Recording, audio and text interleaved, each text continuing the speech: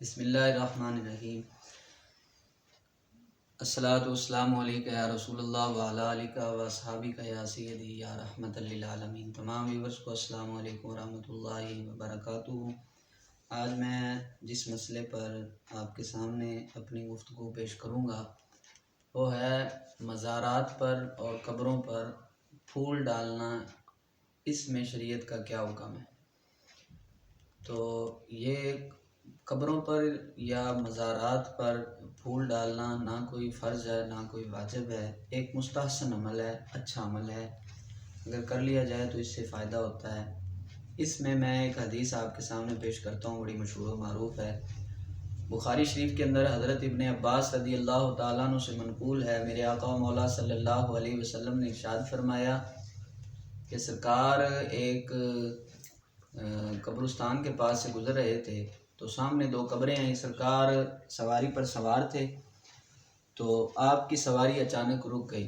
تو جیسے ہی سرکار کی سواری رکی تو سرکار نیچے تشریف لائے اور سرکار نے صحابہ سے فرمایا کہ کوئی سبز شاخ لے کر آؤ، ٹہنی لے کر آؤ۔ تو صحابہ کرام رضوان اللہ تعالیٰ علیہ مجمعین جو تھے وہ کھجور کی ایک ٹہنی لے کر سرکار کی بارگاہ میں حاضر ہوئے۔ نبی پاک صلی اللہ علیہ وسلم نے اس کھجور کی ٹہنی کو دو حصوں میں منقسم کیا، یعنی کہ سرکار نے توڑا، اور سرکار نے ایک ٹہنی، ایک شاخ، وہ شاخ کا ایک حصہ ایک قبر پر رکھا اور دوسرا حصہ سرکار نے دوسری قبر پر رکھ دیا۔ اب صحابہ نے سوال کیا، یا رسول اللہ صلی اللہ علیہ وسلم یہ عمل آپ نے کیوں کیا؟ تو میرے آقا و مولا صلی اللہ علیہ وسلم نے فرمایا کہ میں نے دیکھا ان قبر والوں کو عذاب ہو رہا تھا تو میں نے یہ تر شاخ، سبز شاخ اس لیے رکھی ہے کہ جب تک یہ سرسبز و شاداب رہیں گی، یہ اللہ کا ذکر کرتی رہیں گی اور ذکر کی مناسبت سے قبر والوں کو جو عذاب ہو رہا ہے اللہ تعالیٰ اس کے اندر تخفیف یعنی کہ کمی کر دے گا۔ تو صحابہ نے پھر پوچھا، یا رسول اللہ صلی اللہ علیہ وسلم ان کو عذاب کیوں ہو رہا تھا؟ تو میرے آقا و مولا صلی اللہ علیہ وسلم نے فرمایا، اور یہ برائی آج معاشرے میں بہت عام پائی جاتی ہے جس وجہ سے ان کو عذاب ہو رہا تھا۔ میرے آقا نے فرمایا ان میں سے ایک جو ہے قبر والا وہ پیشاب کے چھینٹوں سے نہیں بچتا تھا، اور دوسرا جو ہے وہ غیبت یعنی کہ چغل خور تھا، اس لیے ان کو عذاب ہو رہا ہے۔ تو ہمارے علماء کرام نے انہوں نے اس حدیث سے یہ عمل نکالا ہے کہ قبروں پر مزارات پر پھول ڈالنا جو ہے یہ اس حدیث کے تحت نبی پاک صلی اللہ علیہ وسلم کی سنت مبارکہ بھی ہے۔ بات غیبت کی آئی ہے تو میں اس پر ایک بات عرض کروں گا آپ کے سامنے۔ حضرت عبداللہ بن مبارک رضی اللہ تعالیٰ عنہ بہت بڑے عالم دین تھے۔ آپ کے پاس ایک شخص آیا اور بڑا گھبرایا ہوا تھا، تو آپ نے پوچھا، اس نے آ کر آتے ہی عرض کی، حضور میں بہت بڑا گناہ کر بیٹھا ہوں، بتا نہیں سکتا شرم کے مارے۔ آپ نے اصرار کیا، پوچھا اس سے تو اس نے کہا نہیں حضور میں بتا نہیں سکتا۔ آپ نے پھر اس سے کہا کہ بتا بھی تیرا گناہ کیا ہے، لیکن کافی اصرار کرنے کے بعد وہ نہ بتا سکا۔ آخر کار کافی دیر آپ اس سے کہتے رہے بتا دو آپ کا کیا گناہ ہے، اور وہ روتا رہا اور شرماتا رہا کہ میں اپنا گناہ کس طرح بتاؤں، میں بہت بڑا گناہ کر کے آ گیا ہوں۔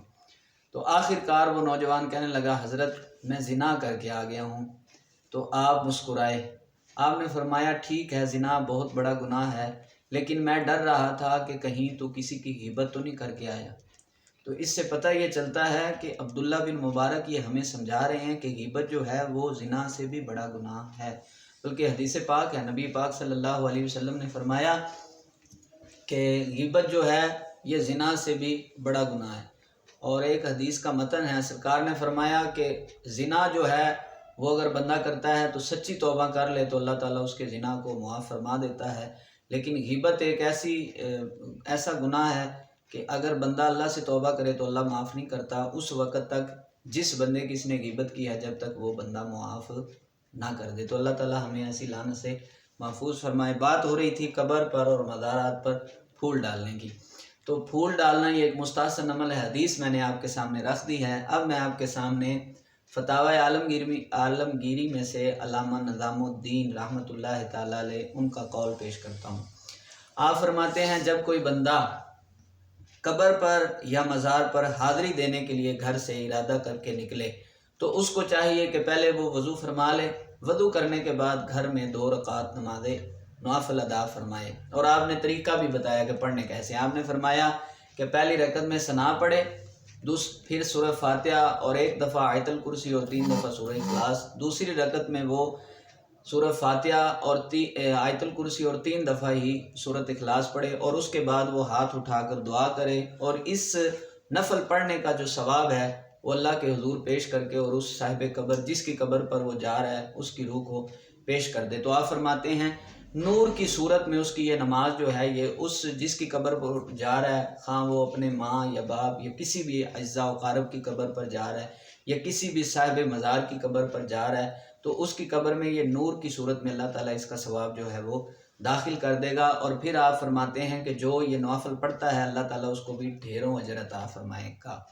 آگے آپ فرماتے ہیں کہ قبر پر پھول اور خوشبودار چیز رکھنا یہ بھی مستحسن عمل ہے اور افضل عمل ہے، لیکن آگے آپ نے ایک وضاحت کی۔ آپ فرماتے ہیں اگر پھولوں اور خوشبو جو ہم لے کر قبر پر رکھتے ہیں، اگر وہ پیسے یعنی کہ جتنے کی وہ چیز آئی ہے اتنے وہ پیسے اگر ہم کسی غریب مسکین بیوہ یا جو صدقہ و خیرات کا حقدار ہے اگر ہم اس کو دے دیتے ہیں، تو آپ فرماتے ہیں کہ یہ پھول اور خوشبو رکھنے سے بھی افضل اور بہتر ہے۔